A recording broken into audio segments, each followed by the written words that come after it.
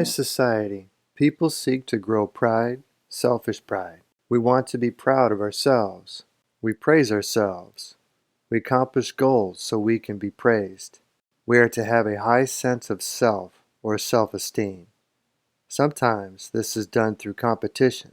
We may put others down within our minds because it can make us feel smarter or superior, but too much can make us arrogant or self-righteous. We seek to be good in the eyes of others, to be praised by others, so we can be happy. But none of this is righteousness. The instructions in the Bible are to remove selfish pride, because going our own way is often not following God. Seeking to fit in with others, win approval, or please people are not part of God's righteousness.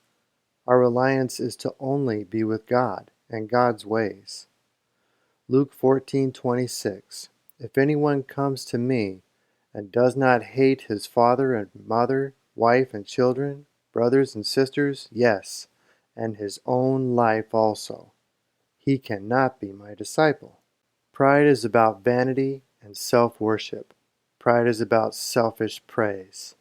We are taught to be humble, not proud. John 7:18. He who speaks from himself seeks his own glory, but he who seeks the glory of the one who sent him is true, and no unrighteousness is in him. Pride often has the attitude of putting self first. We are to put God first. We are to seek first the kingdom of God. We are to be seeking the love, beauty, peace, compassion, mercy, forgiveness, truth, and justice that are God's righteous ways of living. I am trained to pursue things that will make me feel good. I want to feel good. I can get the thought, what can I do to make me feel good? Let's identify the subject here. I am the subject. I am the focus. With this, God or serving God is not the focus. When my mind is correctly aligned toward God, I turn my thinking to serve God. I guide my attitude toward peace, love, and God's righteous ways. I see what godly good I can do for someone else, and in this process I begin to feel godly good. If I am experiencing resentment or selfish desires within my thinking, I may struggle more with this process. I will need to forgive, confess, humble myself, and let go of such thinking. The more I cling to such thinking, the more struggle I can experience. Romans 12:16. Be of the same mind toward one another. Do not set your mind on high things, but associate with the humble. Do not be wise in your own opinion. I am learning how there is a spiritual kingdom, and I am part of that kingdom. I am not separate from this spiritual kingdom. Therefore, what I do affects others, and what others do affects me and how I feel. When I go and do good for others, I am doing good for myself. In order for me to follow the instructions, I need to conceptualize the good in them. Comfort is less about what I do and more about my attitude doing it. When I don't feel like doing something, sometimes it's because of my own attitude. I just don't want to and may not really know why. Jesus teaches to return evil with good. But when I believe someone is talking trash about me or trying to exploit me, the last thing I want to do is to speak kind words to them with sincere compassion. My being is not designed to be nice to mean people, and that is the problem. But God knows this. The most difficult part of transformation is the self-discipline required to deny ourselves for the restructuring of our inward being. We must practice doing what we don't want to do. There is an old saying around meetings, surrender to win. This means I surrender my inclinations to practice new godly good. I am to give up living by my ideas and live by God's. When Jesus says, love your enemy, I am to do my best to love my enemy, but with God's love. And it takes time and experience to understand God's love. I need to do what I don't understand to see outcomes that are new and different. These outcomes present spiritual information to me that help me piece together this puzzle. I need to trust in the instructions and the process the Bible describes. Psalm 132:1. Lord, remember David and all his self-denial. Self-denial is a necessary, regular practice for spiritual growth to occur. We cannot have things our way and God's way. We cannot have fellowship with the world and its ways and fellowship with God. We have to choose one over the other. Luke 9:25. What good is it for someone to gain the whole world and yet lose or forfeit their very self? Our spiritual selves are sacrificed through reliance upon others, ourselves, or the world. Romans 2:8. But for those who are self-seeking and who reject the truth and follow evil, there will be wrath and anger. I would pay very close and careful attention to the consequences clearly described in this passage. Correcting thinking requires very close and careful attention to our thoughts and acting in ways we do not desire. Love and peace comes through our reliance, obedience, trust, and growth in God's righteousness. God's righteousness will be very different than self-righteousness. Inwardly, we are each conditioned and trained to rely and trust upon different things. We can become dependent and reliant upon electronics, drugs, food, sex, books, work, money, people-pleasing, and so many other things. God's instructions are for us to be only reliant upon God. This requires a lot of retraining, rethinking, redirecting, and different practices. We can learn how we are reliant upon pride, envy, fear, and self-seeking. And because of pride and self-importance, it can be very uncomfortable to see our own errors. We can be so conditioned to trust and self-seeking that we cannot even understand how not to be self-seeking. We must begin learning with new experiences. Change has to begin somewhere. God's instructions are for us to humble ourselves, and we need to get going with it. Proverbs 6:3. So do this, my son, and deliver yourself, for you have come into the hand of your friend. Go and humble yourself. Plead with your friend. Pride and self-seeking can be like cancer to our faith. We each are individually responsible to handle it within ourselves. We handle it by choosing God and making God our priority in how we're going to think and behave. Ignoring it and postponement will only let it grow more and more. No one else can align ourselves, our beliefs, and faith to be more with God.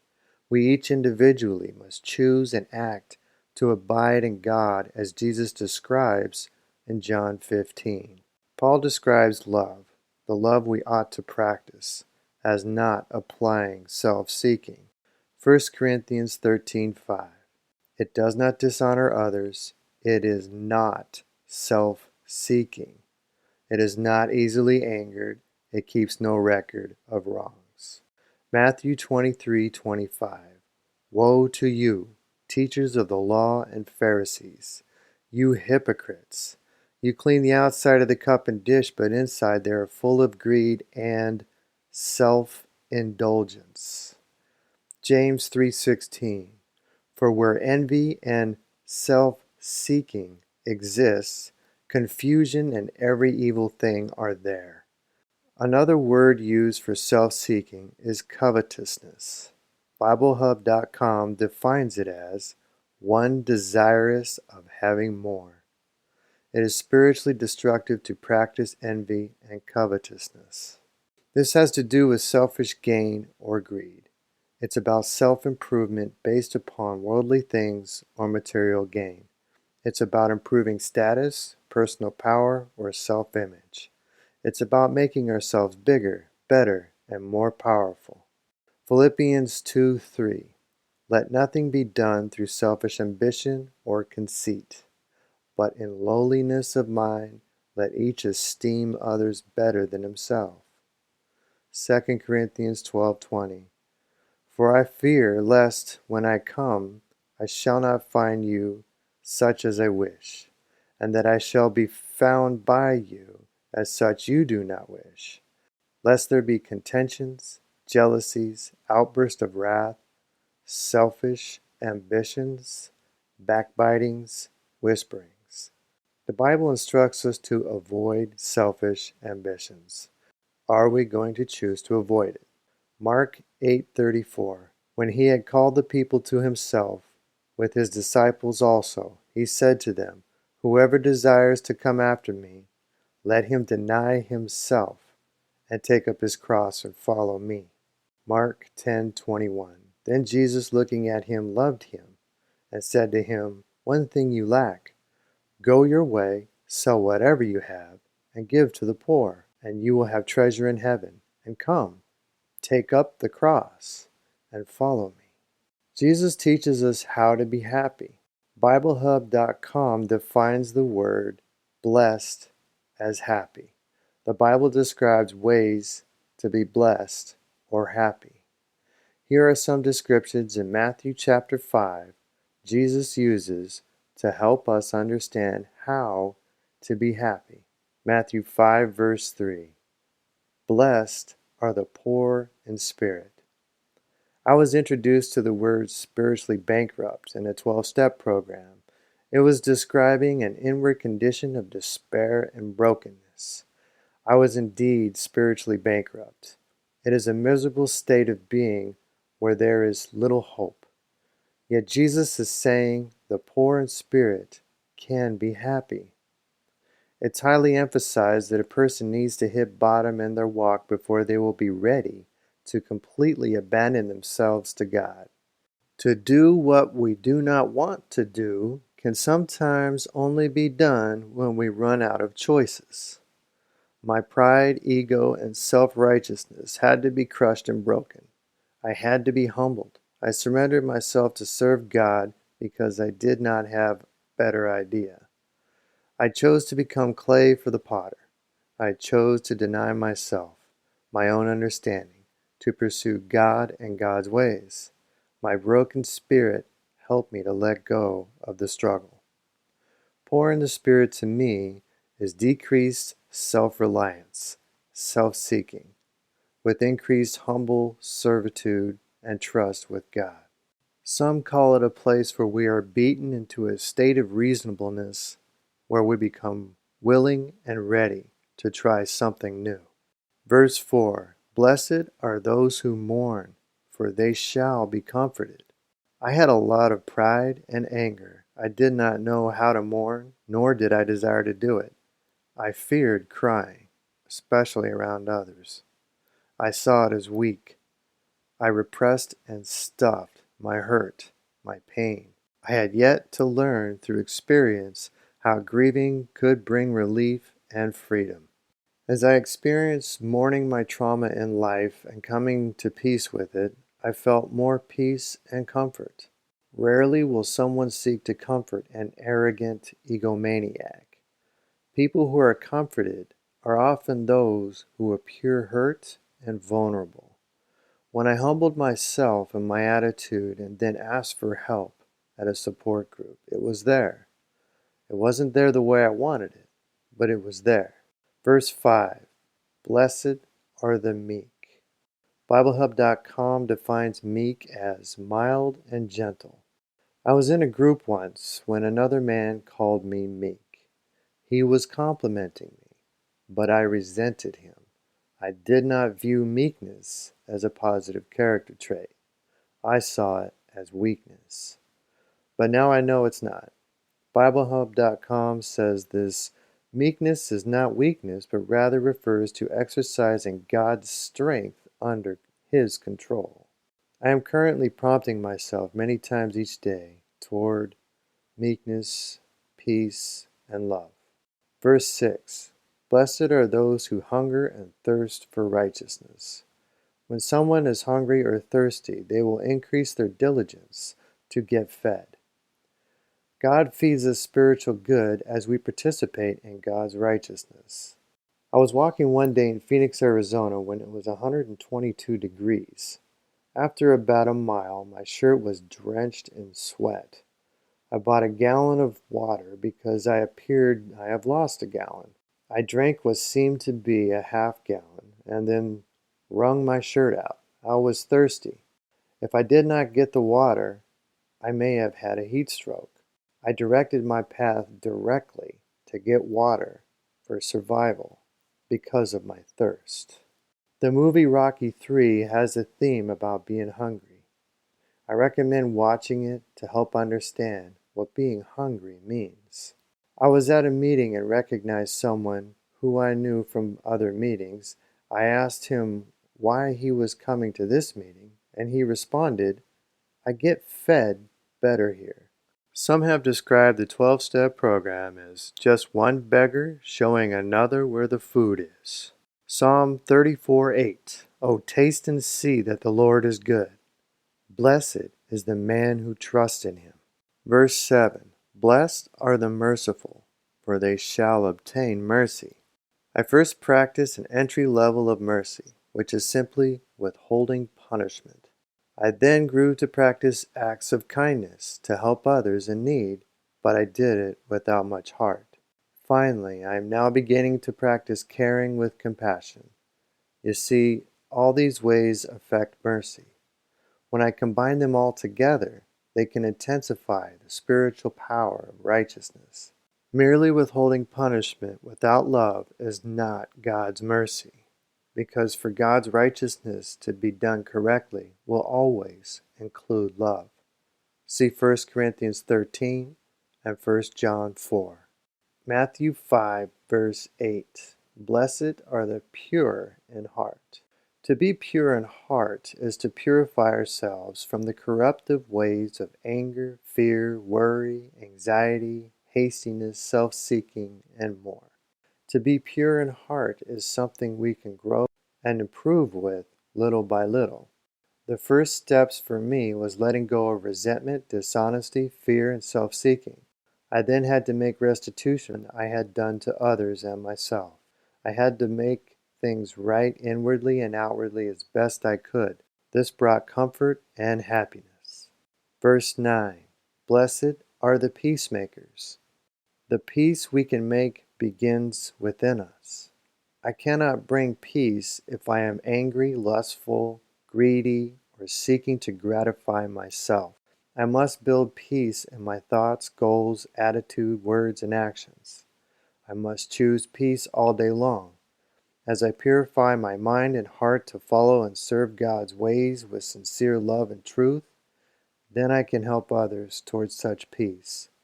I can peacefully and patiently encourage others as I am in it. I must avoid thinking how I can live peacefully and patiently in a world that is self-seeking and hurried. Thinking this way disturbs my peace.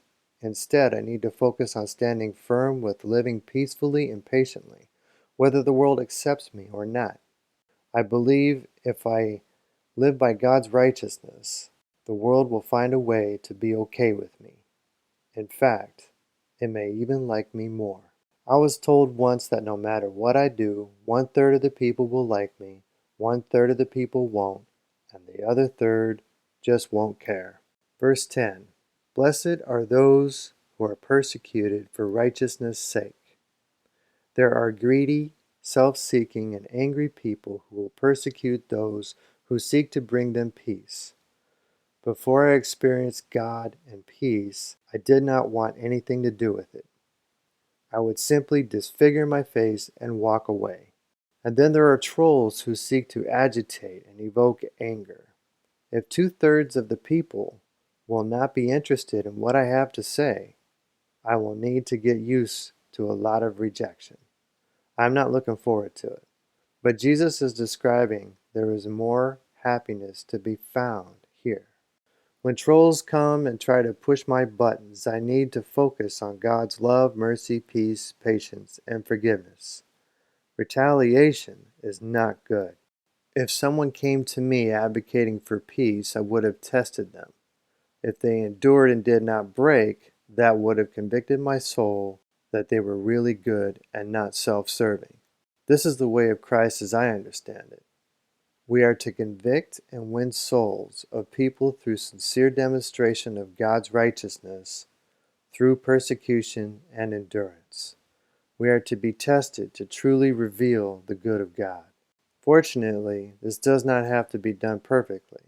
We simply need to demonstrate we mean business with God's righteousness. We need to demonstrate sacrificially that we trust God more than ourselves with increasing measure. Happiness comes through our participation with God's righteousness. Self-righteousness can lead to emptiness and spiritual bankruptcy. Psalm 119:36.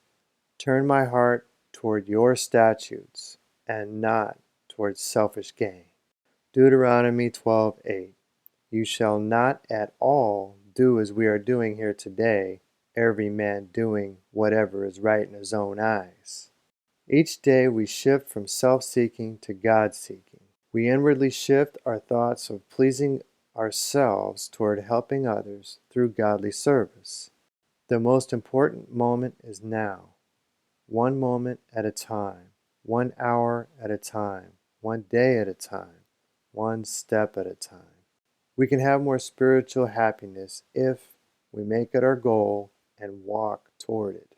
Matthew 6:34. Therefore, do not worry about tomorrow, for tomorrow will worry about its own things. Sufficient for the day is its own trouble. I can get trapped in a self-gratification circle. I was in a class once where the instructor was teaching about a circle of self-gratification.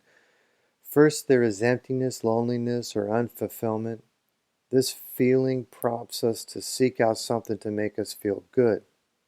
We seek to avoid this discomfort and replace it with a feeling of comfort. We can find comfort in sex, chemicals, accomplishments, money, and food. Seeking comfort this way brings about unfulfillment in the end.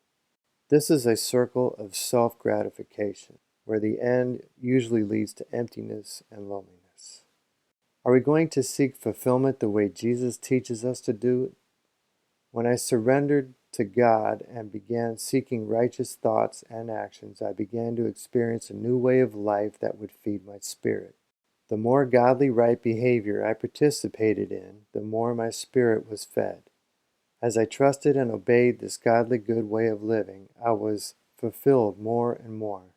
In John 4:13-14, Jesus answered and said to her, Whoever drinks of this water will thirst again, but whoever drinks of the water I shall give him will never thirst.